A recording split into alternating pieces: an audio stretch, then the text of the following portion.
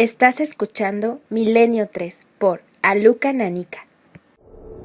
3 y 7 minutos y aquí estamos, en vivo y en directo como siempre. Hay 18,1 grados centígrados en la Gran Vía. El estudio 1 ya en penumbra, ya entre amigos. Don Antonio Bravo en los mandos técnicos de la nave del misterio, la nave de Milenio 3. Y Carmen Porter activando ahora mismo aquí a mi lado la pantalla de los 7640, los SMS. Carmen, buenas madrugadas. Buenas madrugadas, Iker. Bueno, una paliza nos estamos dando especiales y tan a gusto que los hacemos, ¿eh? Pero aguantar hasta estas horas y con esta energía que todavía llevamos y además cargados de noticias como las que tenemos hoy, pues realmente es sensacional. Y eso más es... que nuestros amigos aguanten, que se ven ese 7640 palabra eso clave es lo mágico. Milenio. No que aguantemos nosotros, sino que aguanten ellos. Eso es lo que tiene mérito. 7640 palabra clave Milenio, espacio y lo que vosotros queráis. Además, fíjate, hoy he echado la casa por la ventana. Vamos a regalar 6 libros de un autor que nos pide muchísimo, Lovecraft. El padre junto a Allan Poe de ese terror gótico. Historias de la cripta, Lovecraft. 6 libros indispensables. 7640 palabra Milenio. Además, necesitamos vuestra opinión esta noche porque hay muchas noticias. No sabéis, y es que es increíble. Llegamos a estas horas y creemos que bueno, que ya el caudal informativo tiene que descender. Al revés, tenemos un montón de actualidad. Empezábamos este domingo tan especial con un especial, no podía ser de otra forma. Empezábamos de 9 a 11 con un tema crudísimo, un tema, Carmen, que ha generado todo tipo de... no de polémicas, que yo sí me esperaba polémica y quizá por eso también no sabíamos si dejar los mensajes, no dejarlos. La gente al revés muy impactada con el asunto de los ejecutados en España. Historias de mujeres y hombres ejecutados por garrote vil y hace no mucho tiempo en España. Los últimos hace 30 años. Ha habido un personaje con el que terminábamos ese programa que se ha convertido sin duda en la estrella, que era el señor Pérez Morris Jarabo, ¿verdad, Carmen? Por supuesto, además mucha de esa gente se acordará. Y yo me acuerdo cada vez que paso por la calle que hay justo paralela a donde vivimos, por la calle Saiz de Baranda, donde estaba la tienda esa de los prestamistas, que además luego tuvo un final maldito, porque esa tienda, hayan puesto lo que hayan puesto, siempre el negocio ha fracasado. La famosa tienda Husfer, ¿no? Donde estaban unos prestamistas que Jarabo se llevó por delante. Y ese mismo Jarabo que, claro, todo el mundo tenía en la mente la imagen de Sancho Gracia haciendo de Jarabo en aquella película de La huella del crimen. Bueno, pues el productor y la cabeza pensante de aquella serie mítica de televisión española nos ha dejado un pequeño recado. Es Pedro Costa. Y, Carmen, es que había muchos mensajes en el 7640 que preguntaban por el mito en Madrid que hubo de que a Jarabo no lo mataron de verdad, no lo ejecutaron de verdad. Es decir, mira qué curioso, porque las leyendas urbanas, sección que volveremos a recuperar de algún modo en esta tercera temporada. Por cierto, quiero sugerencias, desde ya. Quiero sugerencias, las que habéis dicho de los fraudes, las que habéis dicho de tecnología, de cómo investigar. Todo lo que nos estáis proponiendo es fabuloso y lo vamos a hacer ya en este verano 2004, tercera temporada de Milenio 3, y queremos que modifiquéis el programa con nosotros, a vuestro gusto.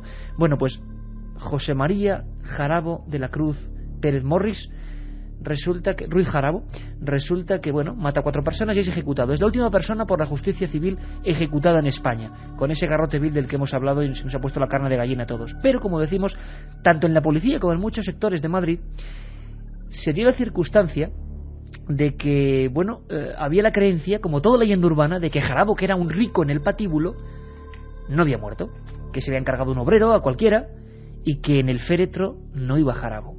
Bueno, Pedro Costa, ese creador de La huella del crimen, mítica serie, nos dejaba este recado realmente interesante. Lo escuchamos. Comisario de ventas de la época esta. Empezaba, la policía era muy joven y le tocó hacer un seguimiento del féretro de Jarabo. Jarabo lo ejecutaron en el garrote vil en la cárcel de Carabanchel y trasladaron los restos a la Almudena, al cementerio del Este. Entonces él iba con un coche del 091, que acababan de salir las patrullas estas policiales, y el 091 iba detrás del féretro contándolo, ¿no? Y el 15 durante todo el viaje me estuvo dando la paliza de... Sí, hombre, sí. Jarabo, seguro que es Jarabo que está dentro del féretro. Venga, hombre. Estos han cogido a un obrero, se lo han cargado, lo han metido dentro y Jarabo estará por allá, pues en Puerto Rico otra vez y tal, no sé qué. Todo el viaje. Dice, al punto que cuando ya llegamos a la Almudena y para el coche y tal con el ataúd, entonces dice, yo me bajo, saco la pistola, le saco, abre el féretro. Le hizo abrir el féretro y dijo, eso no es Jarabo. Y era Jarabo el que estaba dentro del féretro. La otra realidad. Milenio 3. En la SER. 3 y 12 minutos, amigos, noticia de largo alcance. Seguro que mañana seréis conscientes de ello. La contraportada del País, a nivel nacional. Y un titular, toda la contraportada. Hacía mucho tiempo... Caramba, me estoy dando cuenta, Carmen, hace cuánto tiempo que no ocurría algo así. La contraportada entera del País. Titular, misterio en venta. Ahora yo sí que haría uno de esos experimentos sociológicos con nuestros amigos. 7640 palabra milenio. ¿Qué misterio puede estar en venta? Vamos a hacer el juego, Carmen. Hay un montón de mensajes, pero interactividad total, amigos. La contraportada que mañana os vais a encontrar y que tenemos ya aquí, que nos llega antes, lógicamente, dice El País, misterio en venta. Os lanzo el reto. Y de momento, interactividad, el primero que lo acierte se va a llevar uno de esos libros de Lovecraft, ya, ¿vale? Quitamos Venga, uno del fenomenal. sorteo de la máquina y lo damos por maza. En el primer segundo que llegue, que como aquí va todo por segundos, pues el Y que primero que coincida. llegue con la respuesta correcta, y luego uno la de esos gente, libros. ese mismo programa que nos gestiona los mensajes, él mismo, por una cosa que se llama random, elige entre todas las llamadas unos ganadores. Pero ahora vamos a dar uno de esos 5 libros, de los 6 libros, porque me parece increíble. Yo mismo, cuando nuestro compañero Encinas en Informativos, que es un profesional estupendo, te venía con la contraportada del País, digo, ¿qué habrá pasado? ¿Qué noticia de alcance habrá ocurrido? Y de repente resulta que es misterio en venta. Antes, Carmen, y dejando hueco a nuestros amigos, que me interesa mucho saber qué misterio se puede vender, no digo que sea nacional ni internacional, sino que tiene tanta repercusión que ha aparecido en el país, una noticia curiosísima, terrible. Hacía no mucho tiempo que hablábamos de uno de los mayores miedos del ser humano.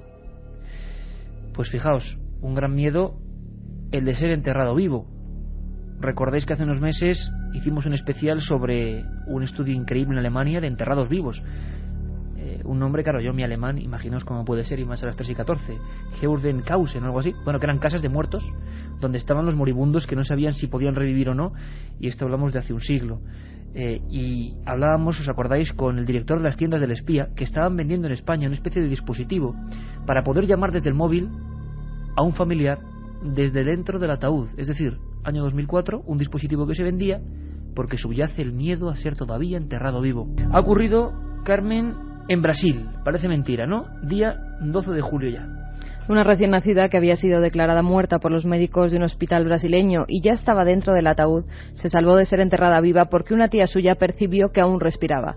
El error fue descubierto en el cementerio de Patrocínio Paulista, que se encuentra en Sao Paulo, cuando antes de que la pequeña fuera enterrada abrieron el ataúd para darle el último adiós y su tía se dio cuenta de que la pequeña respiraba. Renata, como va a ser bautizada la niña, nació a los 6 meses de gestación con 400 gramos de peso. Junto a ella nació un hermano gemelo. Ambos fueron inmediatamente llevados a las incubadoras, pero los médicos certificaron que ambos habían fallecido por insuficiencia respiratoria. Tras descubrir que seguía con vida, fue trasladada inmediatamente al hospital en donde se encuentra en estado muy grave. La policía ha abierto una investigación para determinar quién fue el responsable de tal error. Por el momento, el hospital no ha hecho declaraciones al respecto. Iker, ya tenemos el ganador. ¿Ya? Sí, al segundo y mira qué listos son. Loro, firma así, de Valencia, nos dice, la casa de Belmez. Pues efectivamente, amigos, mañana el diario El País, en su contraportada, la noticia tenemos que darla antes, dice misterio en venta. Los propietarios de la Casa de las Caras de Belmez esperan ofertas. Y una fotografía a todo color. Yo lo que le doy es la importancia periodística que esto tiene, ¿eh? Esa casa que tantas veces hemos estado allí, tantas veces hemos recreado, tantas veces hemos puesto los micrófonos de Milenio 3 allí, pues además muy significativa, ¿verdad, Carmen? Un niño, 2 niños, pero un niño con cara de pillo que mira a través de una cerradura, de esa puerta que lleva ya un tiempo cerrada. Parece que los propietarios ponen precio a la Casa de los Misterios. La otra realidad. Milenio 3. En la SER. Carmen, ¿qué ocurre? Yo creo que esto va a ser motivo para una enfrentada, no sé si... No, enfrentado no, pero un debate, una tertulia importante. El próximo viernes habrá que arrancarse a cual sea el tema con esto. Hablaremos con la familia, te vas a poner en contacto con la familia a ver qué ocurre, ¿no? Sí, sobre todo con María Jesús, con la nuera de María, que siempre pues nos ha acogido fenomenalmente. María, la dueña de la casa de Belmez, de Las Caras, que sabemos que falleció el 3 de febrero y desde entonces parece que Las Caras siguen igual. Siguen igual, incluso en la información citan que han salido pequeños rostros alrededor de las caras de siempre.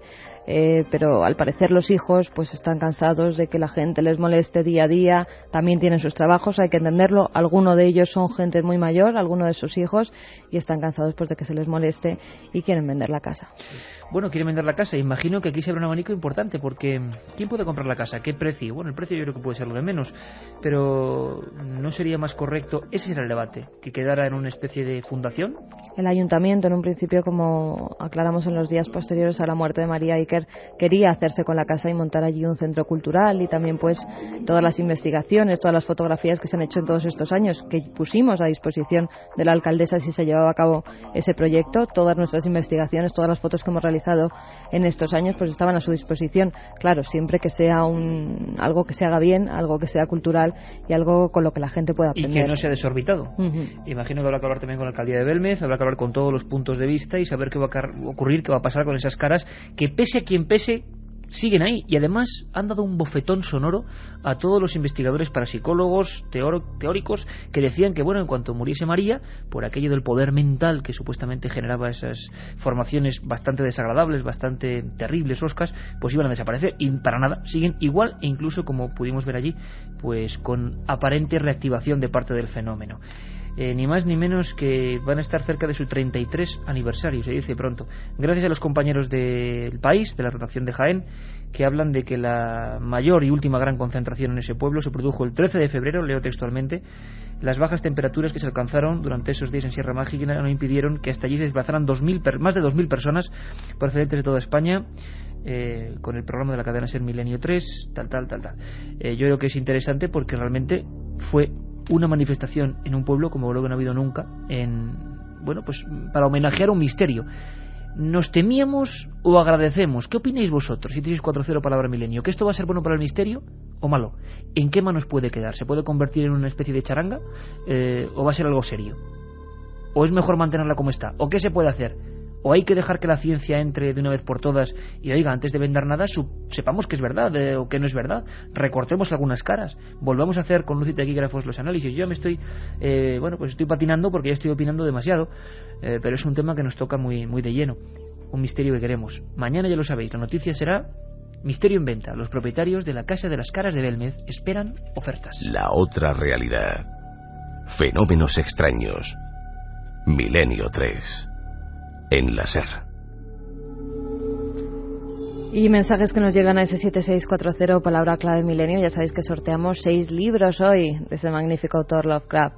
Aquí en Madrid es imposible que se pueda enterrar a nadie hasta las 24 horas y si resucitara, moría asfixiado. Nos dicen los servicios funerarios de Madrid, siempre atentos. Hombre, un abrazo muy fuerte a todos los amigos, que imagino que en algunos aspectos será, cuando estén ahí con las cajas, pues hombre, difícil de escuchar este programa, ¿no? Además, que para aquellos que tengan miedo también hay un dispositivo que venden por si te entierran vivo, que tú puedes avisar desde dentro del ataúd. Dicho ahora, el de la tienda del espía, ¿no? Sí, el de la tienda del espía, que puedes avisar por si acaso te han enterrado vivo. Como una especie de mini alarma personal. Te pone en contacto directo con la policía. Oiga, que estoy enterrado. Otro programa de investigación sobre el Grial. Estoy leyendo la revelación de los templarios y quiero más información seria como la vuestra, nos dice Begoña. Bueno, pues mucho cuidado, y además hoy tenemos noticias importantes. El Código Da Vinci ha provocado tal aluvión de necesidades que se ha generado una especie de subliteratura en torno al Código Da Vinci. Yo os voy a ser muy sincero, y creo que lo soy siempre, aunque hoy no sé qué pasa, que estoy dando demasiadas opiniones, pero en enero y en febrero, ya lo sabéis, estuvimos allí, en los pueblos del misterio de Francia, emitiendo desde allí, desde Rennes-le-Château, donde nace toda esta historia más o menos real del Código Da Vinci. Se están reflotando libros antiguos muy interesantes, pero mi impresión, después de investigar a fondo el asunto, es que es un delirio absoluto, que ahora encima se intenta recrear, regenerar con historias. El famoso cura que encontró unos documentos que nadie ha visto. Cuando uno indaga de verdad y se mete a fondo de verdad y no solo vuelve a hacer un libro, se da cuenta de que, caramba, de que ahí, naufraga casi todo. Pero no menos cierto es que, gracias al Código Da Vinci, eso es innegable, un montón de gente se está interesando por los temas de la historia oculta, lo que no se cuenta. Uno de los últimos libros, Enrique de Vicente va a sacar uno, las claves ocultas del Código octubre saldrá. Da Vinci. Están saliendo un montón de libros, las claves ocultas del Código Da Vinci, un montón de historias, un montón de editoriales. La última incorporación que recomendamos es Diccionario del Código Da Vinci, y además lo hace Simon Cox, que es el director de la más prestigiosa revista inglesa de estos fenómenos, el diccionario para descifrar las claves del código. término a término, qué hay de verdad, qué hay de mentira. Se está convirtiendo en una especie de marea de información y, como decía este compañero, nadie sabe cómo discernir, cómo distinguir lo real de lo irreal. Diccionario del Código Da Vinci. Bueno, luego hablaremos de él. Pablo nos dice: a mí me encantaría una sección sobre artefactos misteriosos de la antigüedad, como los que citan en Recuerdos del Pasado. Recuerdos del futuro, Sí. de Eric von Däniken. Él dice Recuerdos del Pasado. Bueno, está también muy bien, sí, sí. Bueno, una sección sobre OPARTs, ¿no? Sobre objetos paranormales permanentes. Lo que ocurre es que también hay que decir que Nacho Ares, director de la revista Arqueología, suele hacer eso en su Historia Perdida, ¿no? En su sección, que ahora lleva descansando un tiempo porque está el hombre de un lado para otro, pero que volverá muy prontito. Hola, soy Luis de Murcia. En mi pueblo se desenterró en un traslado a una mujer enterrada viva. Claro, es que sí, como siempre, si rascamos, y nunca mejor dicho este término en este tema, claro, si rascamos y ahondamos nos damos cuenta de que en España y en cualquier lugar ha habido muchos enterrados vivos, es terrorífico. Tan terrorífico que vamos a cambiar el tercio. Vamos a irnos al mundo de los ovnis, sí, porque, bueno, por todos los medios de comunicación, sobre todo Internet, se está hablando de una pregunta muy clara.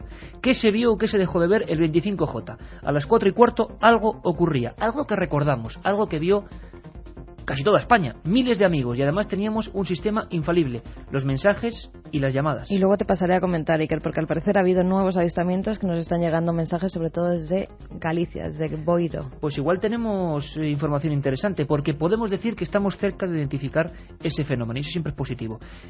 A las 4:15 de ese histórico 25J, con decenas de miles de amigos por toda España, ocurría lo siguiente. También hemos visto aquí esta formación tan extraña de tres luces que volaban en formación de triángulo. ¿Tres luces otra vez?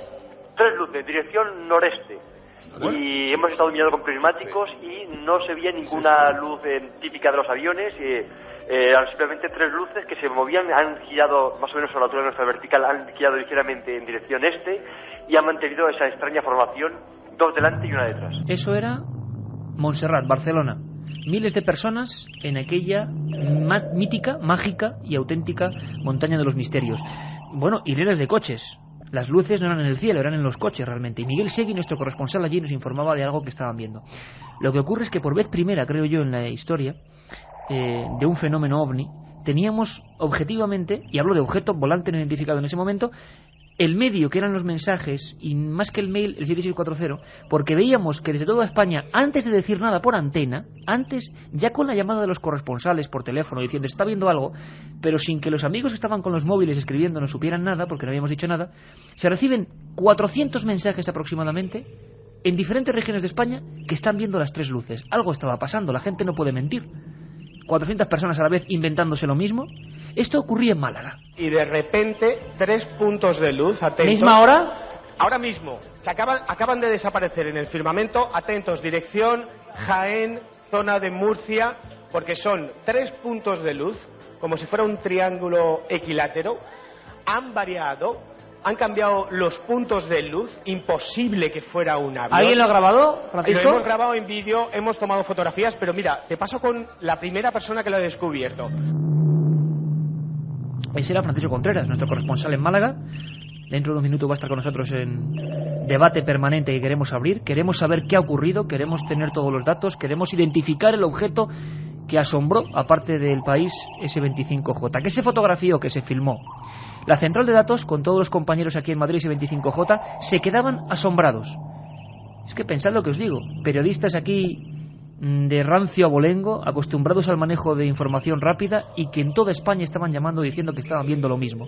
Esa noche en la que todos miramos al cielo. Recordamos ese momento. Que se han visto en puntos tan distantes de España como en Don Benito en Badajoz, donde los veía Ana, en el Pozuelo de Albacete, donde los veía Marga, nos llamaba también Miguel desde las Bárdenas Reales en Navarra, nos llamaba Pachi, que iba conduciendo por la A3 a la altura de Requena en Valencia, también había visto lo mismo Ana desde Binéfar en Huesca, o Víctor desde Ciudad Real, o José Manuel desde La Palma, desde el Roque de los Muchachos, Enrique desde Huesca, o Micael desde Ponferrada. Atención, Iker, porque también seguimos recibiendo correos y es muy curioso. Son 3 correos que nos llegan desde distintos puntos de España y los 3 son coincidentes en lo mismo, o sea, dicen exactamente lo mismo. Raúl, que nos escribe desde Ciudad Real: 3 luces, 2 delante, 1 detrás, y en la mitad del cielo se han cruzado con otra. La dirección era desde Ciudad Real hacia Jaén a las 4:18 de la madrugada. Coincidente total, ¿eh, Enrique? Sí. Absoluto.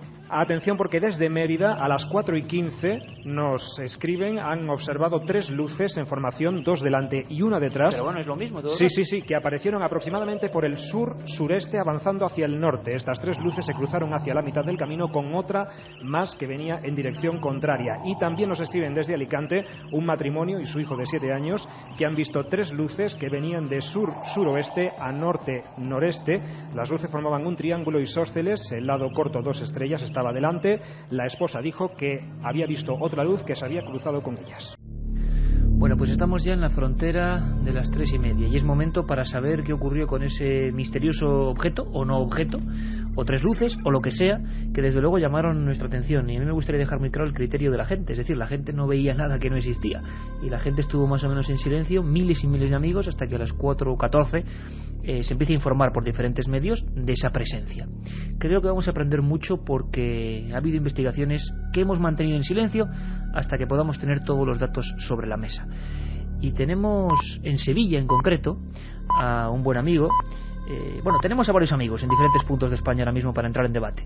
Uno de ellos es informático y se llama Guillermo León. Guillermo, buenas noches. Buena madrugada, Iker. Oye, Guillermo, casi en un titular, antes de empezar este debate que vamos a tener hoy, ¿se tiene identificado el objeto que causó tanta expectación el 25J? Hombre, creemos que lo tenemos bastante identificado.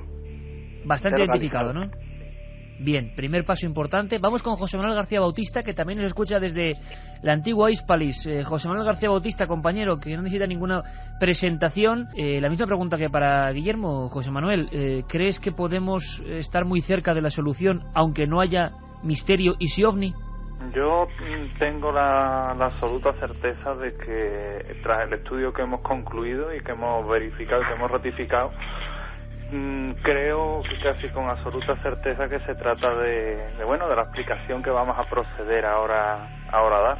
Bueno, pues Guillermo León desde Sevilla, que nos dice que parece que está muy próximo a la solución, y José Manuel García Bautista, que nos asegura que prácticamente hay certezas. Nuestro compañero también, Francisco Contreras, estaba en Málaga, una de sus sedes móviles, y organizaba allí la alerta OVNI, y tenía también la suerte de poder fotografiar junto con varios compañeros y testigos ese fenómeno. Francisco, buenas madrugadas. Buenas noches, Iker, Guillermo, José, Carmen. Buenas noches a todos los oyentes de Milenio 3. Vamos a ver, vosotros en Málaga, muy rápidamente, ¿qué es lo que observáis?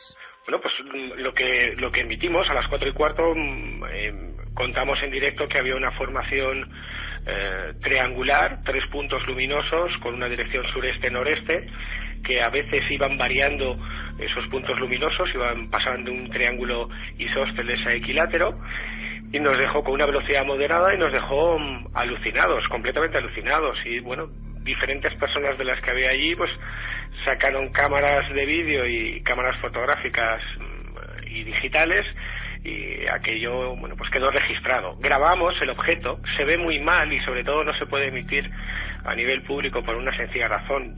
Ni se puede emitir ni se puede analizar, porque se ve un punto en la lejanía y no hay ninguna referencia visual para poder analizarlo. Pero en las cámaras, por lo menos en 2 imágenes, sí se obtuvieron, no de una excelente calidad, pero sí la suficiente, los 3 puntos luminosos. Los 3 focos. Los 3 focos que hacían esa formación triangular que 24 horas después en el programa especial, acuérdate que comentábamos que se hablaba de un objeto triangular y ya te adelantaba que tras los primeros análisis con el Photoshop y el Adobe Photo, programas informáticos, no era un objeto triangular, sino una formación de 3 puntos. Bueno, eso según se vio en Málaga, porque hay testimonios como el de Enrique Chazarra y otros puntos de España en que hablaban, les parecía a ellos de una superficie, ¿no? De una superficie y no de 3 luces volando en formación. Por cierto que, bueno, podéis perfectamente intervenir cuando queráis. En este momento abrimos un debate en el que también quieren sumarse los oyentes. José Manuel, cuando analicéis las fotografías, por ejemplo, de Málaga, o las que os han ido llegando, o las vuestras mismo, en un primer momento imagino que hay sorpresa. ¿Y ahora qué podemos decir de esas imágenes? Pues en un primer momento te puedo decir que evidentemente nosotros aquello fue una cosa espectacular, ¿no? Y es más, fue impactante y lo consideramos como un avistamiento ovni porque además desconocíamos lo que era, ¿no? Pero evidentemente cuando ya Guillermo se pone tras la pista y empezamos a investigar y empezamos a descartar, lo primero que descartamos fue hipótesis de vuelos, de aviones y demás.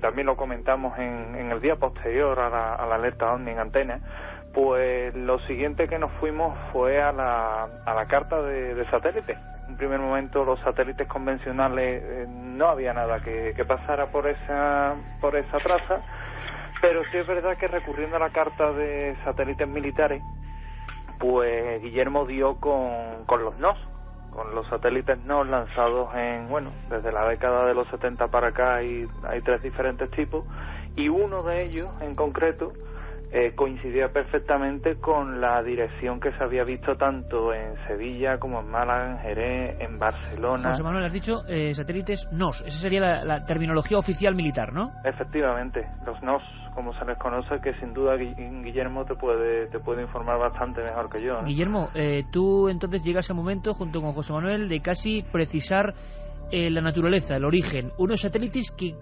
¿Qué tenemos que saber de ellos a estas alturas? ¿Por qué nos confundieron a todos? ¿O por qué creímos ver un objeto de grandes dimensiones y a gran altura? Hombre, la primera impresión que nos llevamos todos es que realmente estábamos viendo un ovni, la verdad, vamos a ser sinceros, porque aquello no correspondía a ningún patrón de lo que teníamos, observado anteriormente, ¿no? Entonces, tras la alerta, pues nos pusimos sobre la pista de qué podía hacer, y es lo que comentaba José Manuel, que que en las bases de datos de satélites convencionales pues no aparecía nada parecido. Que informándonos un poco sobre este tipo de formaciones, pues entramos en la pista de este tipo de satélites. ¿El acceso a esa información, Guillermo, de satélites militares es libre? ¿Puede acceder cualquiera a ella o es un tema más complicado? La información se está desclasificando a partir de este año 2004. Ajá. Viene también como consecuencia porque precisamente estos satélites, a partir de este año 2004, pues que dejan de ser un poco tan operativos, ¿no? Y son reemplazados por otra, generación de satélites espías. Y entonces, pues, lógicamente, esta información es accesible, si no, seguramente ahora no estaríamos hablando de a ciencia cierta de que son unos satélites militares, ¿no? ¿Y el tipo de vuelo es en triángulo? ¿Son 3 satélites o es un objeto que lleva 3 focos? Ahí está el misterio, ¿no? Porque, claro, yo creo que lo que se ha comentado, nadie sabía que por ahí arriba, pues, andaban, pájaros de este tipo, ¿no? En formación, ¿no? Sin embargo, militarmente es un requisito, necesario, porque estos satélites lo que van haciendo son unos tipos de triangulaciones, y así pues van localizando distintas frecuencias, el rastreo que van haciendo, y hacen su cometido perfectamente.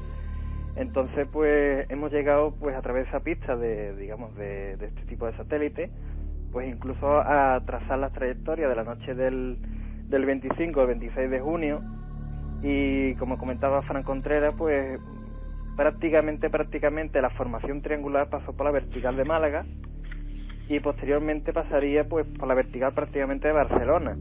Otro punto donde se vio. Exactamente, porque a nosotros nos sorprendió mucho cuando nosotros estamos viendo desde Olivares el objeto, que ya había compañeros que estaban reportando desde Barcelona, casi a 1000 kilómetros de donde nosotros estábamos, que ya lo estaban viendo. Por lo tanto, nos descuadró un poco todos los esquemas, incluso de que fueran satélites, ¿no? Porque no era ni una hora muy propicia para ver el reflejo de esos aparatos, y estaba muy alto, ¿no? Debería demasiado estar muy alto. Incluso, Guillermo, en ese momento, sin información que yo os puedo dar, tenemos los listados de gente de toda España, y os hablo de lugares como Burgos o como Navarra, donde, claro, estamos recibiendo, sin todavía pasar antena, la información de otros puntos, la aparición de ese triángulo. Es decir, todavía no ha habido tiempo de contagio psicológico. La gente estaba viendo algo a una, como nos decía Jacob Petro, su meteorólogo, a una altura desorbitada, ¿no? A mí me gustaría, Francisco, ¿por qué hablas tú de misterio, a pesar de que parece que ya es identificado? Lo importante es que deja de ser un objeto volante no identificado, ¿no?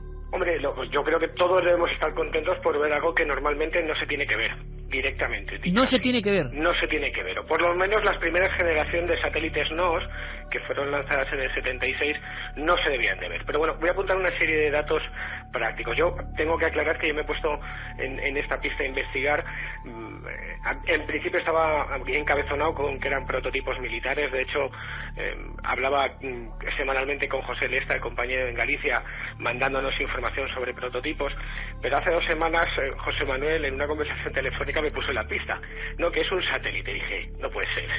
Y a raíz de ahí me puse a consultar toda la bibliografía y a usar algunos de los contactos que uno tiene para algunas investigaciones. Y efectivamente lo que descubre es el satélite NOS, que es utilizado para realizar labores de vigilancia naval, que declaro que, bueno, siempre va en formaciones triangulares, que siempre es de tipo, informaciones triangulares, siempre, es interesantísimo. es de tipo ELINT. Como te decía antes, los primeros fueron lanzados en el 76 y en el 87. Sus órbitas son circulares, con una inclinación de 63,4 grados y a 1.100 kilómetros de altura. 1.100 kilómetros de altura. Los satélites entre sí están separados por 100 kilómetros. Ese detalle lo he confirmado ahora, pero ya me lo dio José Manuel cuando me puso en la pista. Y la primera generación de NOS, de estos satélites, ya no está operativa. Pero sí es curioso el detalle. Mira, la magnitud de luminosidad de los NOS en esa primera generación era de 7,8, es decir, prácticamente nula desde la Tierra. Tú ten en cuenta que la luminosidad de Venus, por ejemplo, es -1. Cuanto menos hay, más se ve en el cielo. Bueno, en este caso, el NOS que fuese el que vimos debía tener una magnitud de luminosidad entre 4 y 5 y con unas condiciones de visibilidad adecuadas entre 2 y 3. Entonces, lo curioso es que se haya podido ver. Oye, porque sí. por norma no se ve y además no está catalogado entre los libros astronómicos, ¿eh? Es curioso. José Manuel, ¿qué podría haber pasado entonces? Es decir, un aparato que está hecho para no ser visible aparece en la noche del 25J generando una inmensa... Y por cierto, y un dato que a mí me gustaría quedarme para todos los amigos que ahora mismo nos están escribiendo, es decir, la gente no inventa cosas. La gente, José, describió lo que se veía en toda España. ¿Pero por qué se veía? Pues nosotros desde aquí desde Sevilla, la conclusión que hemos llegado es que por el ángulo que tenían los satélites entre sí, la luz del sol, digamos, que se reflejaba en una determinada zona del mismo satélite, que provocaba que fuera levemente perceptible, que es por lo que se pudo llegar a ver. Dio también la coincidencia, perdona que te interrumpa, bueno, que estos satélites, bueno, son visibles de noche, lógicamente, porque de día es imposible, pero bueno, de noche, por ejemplo, esta misma noche, pues estos satélites pasan sobre nuestras cabezas 3 veces. Esta misma noche, Guillermo, sobre nuestras cabezas, ¿te refieres a Sevilla o a Madrid? Bueno, a las ciudades que sean, pasan. Pasan y además 3 veces. Entonces, no va a ser visible ninguna de las 3 pasadas porque precisamente la magnitud de brillo, lo que comentaba Francisco, pues, hombre, no va a ser posible que, digamos, a los humanos sean perceptibles, ¿no? Pero, por ejemplo, hay mañana, el día 13, pues pasará 4 veces y tampoco será invisible. La próxima vez que alguien quiere verlo, pues, por ejemplo, la madrugada del día 14, creo, noche del martes al miércoles, pues se podrá ver perfectamente esta formación mirando al sur. Alrededor de las 12 y 4 minutos podremos ver perfectamente esta formación triangular. Yo, bueno, viendo las diferentes fotografías que sí que yo creo que parecen que son un mismo objeto, puede ser que desde, por ejemplo, en Albacete la formación se ve un poco distinta o más separación. Puede ser que depende del lugar donde fueron obtenidas las fotografías. Pueden cambiar los grados de formación. La norma es que ese triángulo forme como una escuadra de 30 grados, pero es que en función del satélite NOS los puntos pueden ir variando, uno puede adelantar a otro. Oye, una pregunta para los 3 compañeros y es, tenemos claro que además os felicito, sinceramente os felicito por este trabajo, por el criterio primero de la gente de Milenio, que los cientos de miles de amigos que miraron al cielo y no engañaron a nadie, ni mucho menos, sino que vieron lo que estaba en los cielos, y segundo porque la investigación, aquí siempre lo prometido es deuda, continúa hasta arrojar resultados, y en este caso un caso negativo en cuanto al misterio, para mí es positivísimo, o sea, sabemos una cosa más, pero la pregunta sería, para esos casos previos que tenemos, el caso previo, digamos, de las 2 esferas en paralelo, ¿podríamos encontrarnos con algo parecido? Guillermo, José, el que queráis. Bueno, yo te puedo comentar también que a esa misma hora aquí en Sevilla, junto con la formación triangular, se vio una luz también que tenía dirección norte-sur. Que pasaba por debajo otra, ¿no? Decía sí, mucha gente. Y se cruzaron en el cielo y bueno, y pues incrementó un poco más la espectacularidad de lo que estábamos viendo, ¿no? Y claro, nos llevó a pensar de que aquello parecía que era intencionado y que eran ovnis, ¿no? Entonces, ese objeto también está totalmente identificado, es un satélite, es una plataforma orbital, bueno, que se dedica a hacer labores de reconocimiento civil y que, bueno, pues nos daba la sensación de que iban a colisionar el aire y estaban a distintas alturas, ¿no? Las trayectorias, como dice Fran, nosotros las tenemos bastante bien calculadas de aquel día, o de aquella noche. Ah, genial, genial. Y el cruce, pues prácticamente fue sobre la vertical de Málaga, de estos dos tipos de satélites. Claro, te puedo decir una cosa, desde Málaga se tuvo que ver bastante más brillante desde Sevilla, ¿no? Ajá. Y mucho más brillante, pues digamos, de la parte de Barcelona. Sí, porque en algunas partes recordemos que es que el satélite es algo tan extraño, por lo que estáis describiendo, claro, es que lo ve un piloto y yo creo que también tiene que asustarse. No, hay casuística, incluso... Hay casuística, Iker, que estoy recopilando, sobre todo en Sudamérica y en Estados Unidos, de falsos avistamientos ovni, observaciones equivocadas con la NOS. Es que no me extraña, de todas Así formas. que Tal y como estoy recopilando información. Pues esa información surge, permite que te comente. Dime, Guillermo. Porque cuando hay pasadas que son invisibles a los humanos, si tenemos una cámara fotográfica, el trazo que puede dejar este tipo de satélite sí es registrado por una cámara. Claro. Entonces se produce el comentario, ¿no?, del testigo, dice, yo no lo vi, y lógicamente después te sale en la cámara. No, pero tendríamos un gran número de casos de ovnis triangulares explicados. Un gran número de casos. Para despedir, José Manuel, por lo tanto yo creo que la investigación informática, astronómica y militar en este caso, y sobre todo no perder el hilo de una historia, ha hecho que tengamos, bueno, por lo menos identificado al objeto principal del 25J, lo que no quita para que, bueno, pensemos que sigue habiendo objetos volantes no identificados que están ahí, ¿no? Por supuesto, eso es más que evidente, ¿no? Aunque hayamos identificado a ese objeto triangular que vimos, que se corresponde con el NOS, con el Aqua, que fue el que se cruzó por arriba, incluso las dos luces que comentabas antes, estamos ahora también tras la pista de satélites dobles. Pues eso no quita que el fenómeno ovni está ahí, evidentemente, y que sigue habiendo cosas en el cielo que vemos y no sabemos lo que es, ¿no? Esa es la grandeza. Por supuesto que seguramente muchas cosas de las que se vieron aquella noche, ¿por qué no?, pueden corresponderse a una fenomenología por definición de un objeto volador no identificado, y eso sí merece la pena seguir siendo investigado. José Manuel García Bautista, Guillermo León y Francisco Contreras, que yo creo que cada uno desde su área, cada uno desde su lugar y posición en ese 25J han ido investigando, y creo que el resultado tiene que congratularnos a todos los que decimos sí, pero primero la verdad es esa, que la gente no mintió en ningún momento, que describieron fielmente un objeto, y que ese objeto que nos parece extraño, y me da a mí la impresión de que es extraño para todo el mundo, pues ha podido ser identificado gracias, compañeros, a vuestro trabajo. Un abrazo muy fuerte para los tres, compañeros. Un abrazo muy fuerte. Un abrazo, Iker. Preguntas, opiniones y casos que nos siguen llegando al 7640, palabra clave milenio. Un amigo nos dice: hubiera preferido que no hubieseis dado ninguna explicación, habéis roto toda la magia. Bueno, pero yo a este amigo tendría que decirle que la magia está muy bien. Por ejemplo, el 25J. Mágico fue el nexo de comunicación. Mágico es sentir el misterio, sentir las cosas, intentar hacerlo lo mejor posible, pero nosotros no somos magos, somos periodistas. Por eso quizá estamos en tierra de nadie.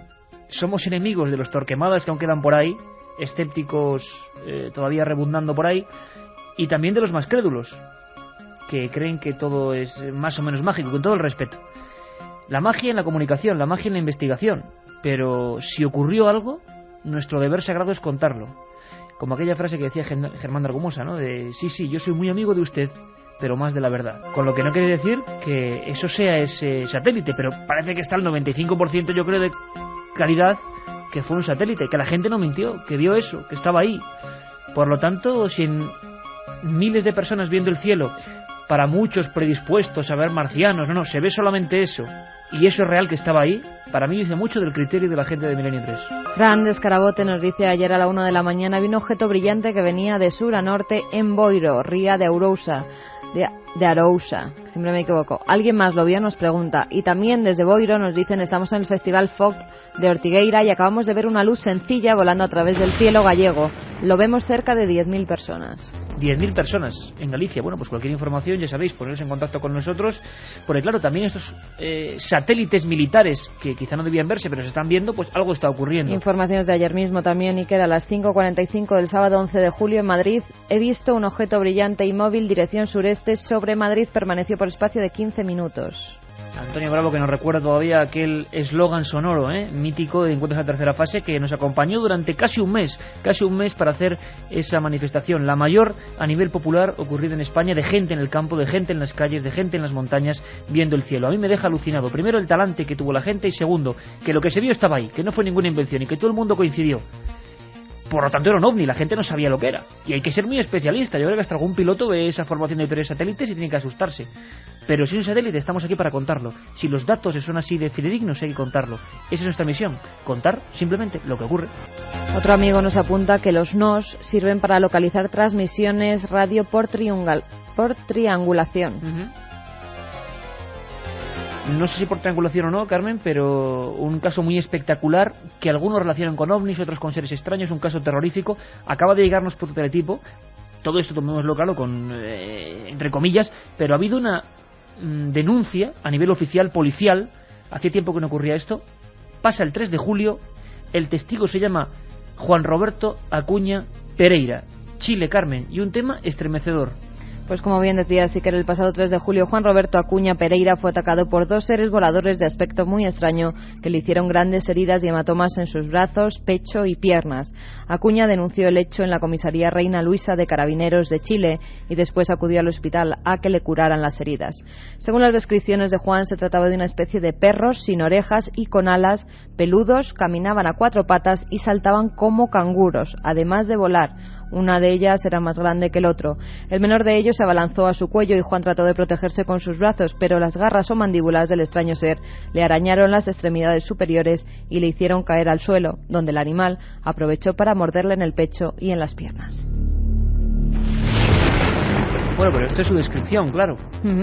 Aquí podríamos hablar con nuestro amigo el zoólogo Fernando Iglesias, que seguro tendría una explicación, porque nos contaba que en algunas zonas de Sudamérica había habido ataques de un tipo de ave, que algunos creían que era una diatrima antigua, de un tipo de ave que realmente no podía volar, sí dar pequeños saltos.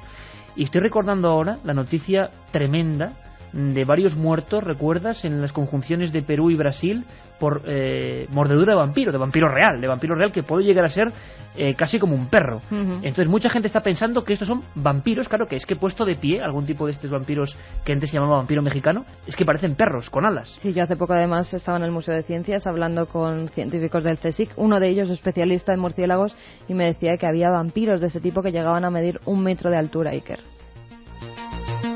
Es que tiene toda la pinta de, claro, para un campesino que igual no los ha visto, que están y se encuentra con esto, claro, llegaría a ser un ser infernal. ¿Qué ocurrió, Carmen? El hombre, cuando logró levantarse, se tiró a un canal cercano y vio cómo los seres sobrevolaban el cauce esperando a que él saliera del agua. Esta descripción coincide con la que unos días antes había dado un vecino de Parral, que aseguraba que había observado cómo 2 seres que se parecían a perros y estaban dotados de alas habían matado a 1 docena de gallinas. También en otro corral cercano 14 corderos aparecieron muertos y desangrados. Por su parte, el fiscal de la localidad, Ricardo Encina, señaló que las lesiones fueron constatadas, pero que no se pudo precisar qué las había provocado, y añadió que lo que sí puedo constatar es que no es un ataque de una persona, porque no son heridas cortantes y tampoco presenta golpes. Lo dice el fiscal de esa localidad de Parral, en Chile, Ricardo Encina. Bueno, es curiosísimo, ¿no? Es curiosísimo. ¿Y en más localidades? En la localidad de Curicó, un trabajador de la empresa frutícola Copefrut aseguró haber sido atacado por 2 extraños seres que primero apoyaron sus patas en el suelo y más tarde comenzaron a volar.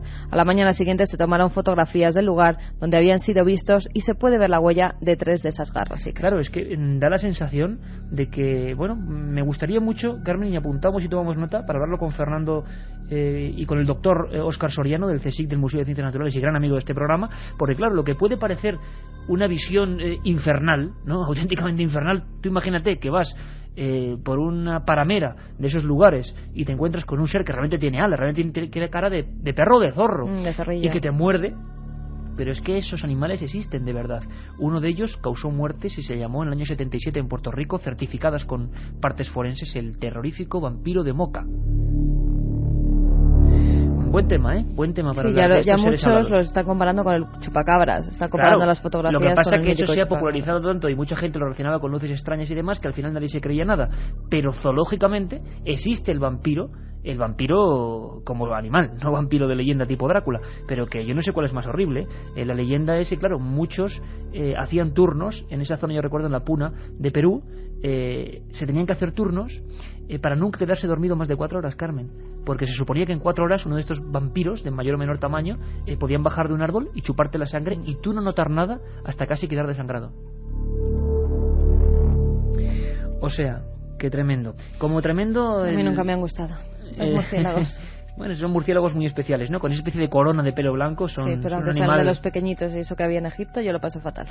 Centenares de personas, Carmen, teletipos de nuevo y de nuevo Chile. Hay que hablar con Cristian Rifo porque esto, como nos decía la semana pasada, se está disparando. Pues sí, que cientos de personas que se hallaban en la plaza principal de Cachí, Chile, pudieron observar la semana pasada como un gran objeto volante no identificado surcaba los cielos de su localidad.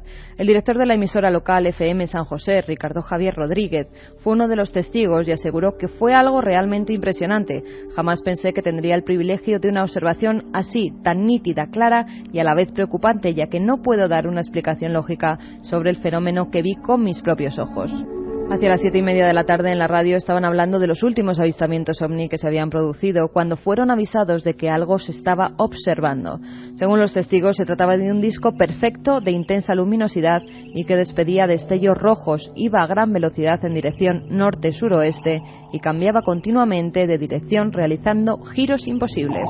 Arsenal informativo, ya os lo augurábamos, una niña enterrada viva en Brasil. Este ataque ante fiscales y comisaría en la comisaría Reina Luisa de Carabineros del Parral de Chile, de un hombre atacado por una especie de enigma zoológico o de animal que está cambiando su comportamiento.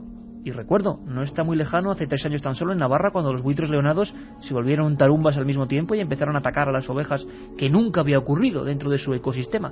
O sea que estas cosas en el mundo animal, por lo que sea, por el factor que sea, están pasando. Y encima la noticia de Belmez y los ovnis. Como veis, mucho material, mucha condensación, pero yo tomo nota, y aparte de que Belmez tendrá que ser tratado el próximo viernes en esa mesa de redacción, estos veranos van a abundar las mesas de redacción, estamos cargando pilas a tope para que el verano ya se una con la siguiente temporada de Milenio, pero también tomamos nota, investigación zoológica, y llevaremos a Chile. Queremos hablar con estos protagonistas, queremos saber qué ha pasado con este fiscal, con esta investigación, qué puede haber atacado a esta persona, qué querían esos seres, quiénes eran.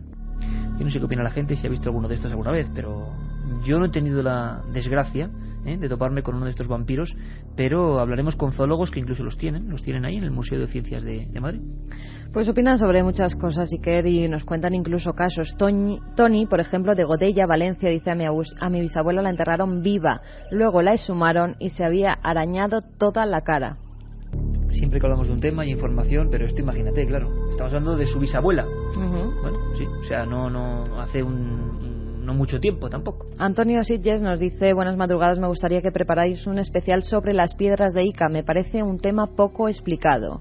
Bueno, pues yo te puedo decir que yo estuve en uno de mis viajes terroríficos al Perú justo cuando ocurría el Niño. Yo siempre llego en el mejor momento, justo con los terremotos y inundaciones del Niño, y llegué yo al desierto del Perú y pude ver aquellas piedras, y no solo eso, sino que el doctor Cabrera, antes de morir, las polémicas piedras donde supuestamente había un grabado de dinosaurios y hombres al mismo tiempo, una inmensa polémica, me enseñaron unas arcillas, venía conmigo otro investigador, Manuel Delgado, y fue increíble, 20.000 arcillas también igual de misteriosas.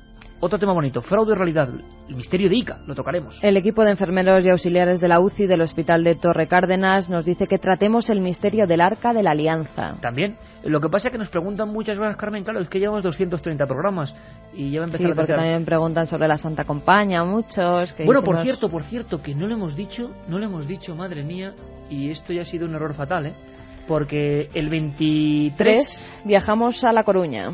23 Milenio 3 y Capicúa, en La Coruña, Castillo de Santa Cruz, de 1 a 3 con todos los amigos, hablaremos de muchas cosas, yo os prometo mucha información. El año pasado, ya va a ser un clásico, hablamos allí de Santa Compaña, con antropólogos, con investigadores, con historiadores. Ahora hablaremos de cosas muy distintas. Iker, vamos con los ganadores. Venga. Uno de ellos será el que nos decía la Casa de Belmez, que era el oro de Valencia. Javi es de Madrid. Recemos a ver quién es el comprador. Esperemos que no sea un friki o un pseudocientífico. Esperemos Se que no. refiere a la Casa de las Cabras. Otro libro de Lovecraft para él, ¿no? Ajá. Libro. Soy Juan de Mallorca. Una tía mía lejana sufría catalepsia y unas cuantas veces estuvo a punto de ser enterrada viva. Saludos desde Las Palmas, nos dice un amigo que dice: ¿por qué no una sección biográfica de los grandes genios del relato de terror y misterio? Pues muy interesante, escritores con misterio, Allan Poe, Lovecraft, tantos. Otro libro va para Luis de Granada, 2 nuevas secciones: anacronismos, objetos fuera de tiempo y lugar, y visionarios, como Julio Verne. También. Y el último libro va para un amigo que nos dice: trabajo en la base aérea de Morón, espero que hagáis un programa especial sobre la base, hay muchos misterios ocultos aquí.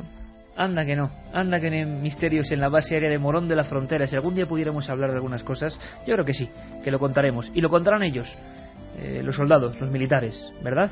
Con informaciones de todo tipo. Pasan cosas raras en algunas bases aéreas dentro de lo que es el mundo del misterio. Muy raras. Bueno, nosotros volvemos y seguramente podemos adelantar ya, os daremos concreción, pero que también habrá especiales. Sabéis que los domingos, como este domingo de y que no 9 nos a vamos 11. en agosto, que nos dice una chica, pues no tenerlos en agosto, no sé si voy a poder resistir. Aquí seguimos al pie del cañón, ¿eh? El próximo viernes a la 1, horario de verano, acordaros, a la 1. Un abrazo a todos, Milenio 3.